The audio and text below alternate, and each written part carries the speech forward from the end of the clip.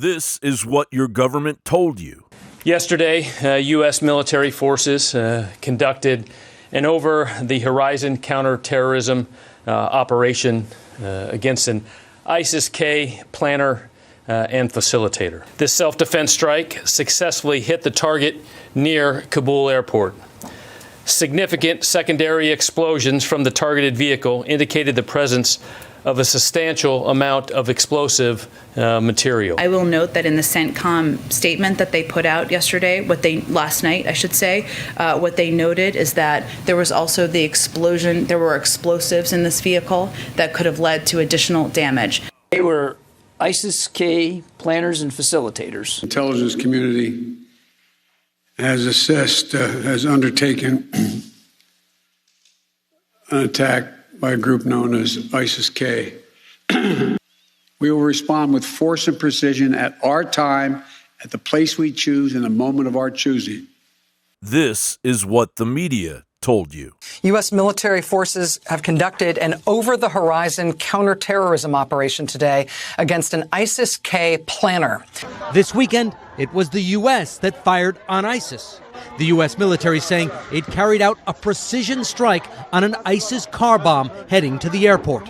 Today in Afghanistan, the U.S. striking back, delivering on the promise of retaliation for a suicide bombing at Kabul airport 48 hours earlier. And this is what really happened. Immediately following the reported ISIS-affiliated suicide bomber attack killing 13 U.S. soldiers, a U.S. drone strike the Pentagon called righteous mistakenly targeted an aid worker and killed 10 Afghan civilians, including 7 children. According to the New York Times, the father, Zamari Ahmadi, who had just returned with water for his family after shuttling friends and family to work, was targeted by a Hellfire missile, according to further analysis at the scene. The result? The Biden administration only added to the death count and misery of thousands of innocent people annihilated by erroneous drone attacks carried out by the Obama and Biden administrations. We saw a bombing that was done to show that,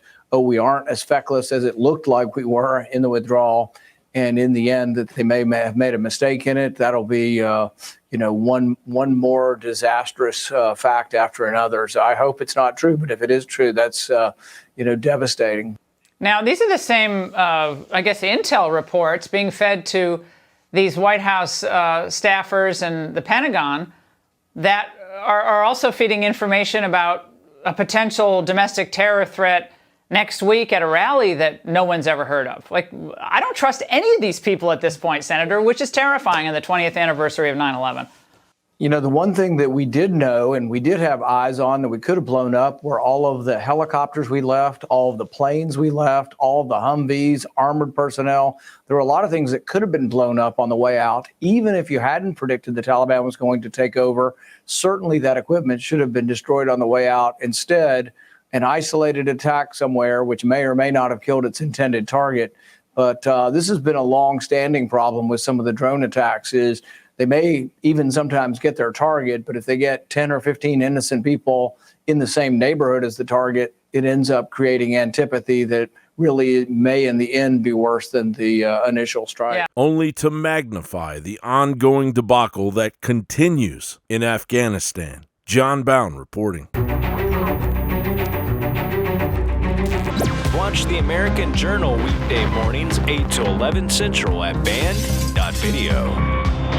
Live from the Infowars.com studios, it's Alex Jones. The silent majority is no longer silent. This is the War Room with Owen Schroyer. Please stand by for further details. We return you now to your regularly scheduled program. There are a lot of energy drinks and energy pills on the market. And of course, most of them work because if something doesn't work, people aren't going to reorder it. But they have side effects, they have chemicals, they have dyes in them that hurt your brain and hurt your cells and hurt your body in the process and leave you burnt out and hungover. InfoWars for years has consulted top developers and top labs to bring you Brain Force Plus, to bring you Turbo Force, and other clean formulas that give you long, sustained, focused energy. Well, now we are introducing something that is at the next level. Multiple years in development. It is Brain Force Ultra. It is a liquid in a dropper, and it is twice as strong as Brain Force Plus just in the natural caffeine department. Then it's got a bunch of other powerful herbs and compounds that will take your focus and your clarity to the next level with clean energy. And it funds the InfoWar, exclusively available at InfoWarsStore.com.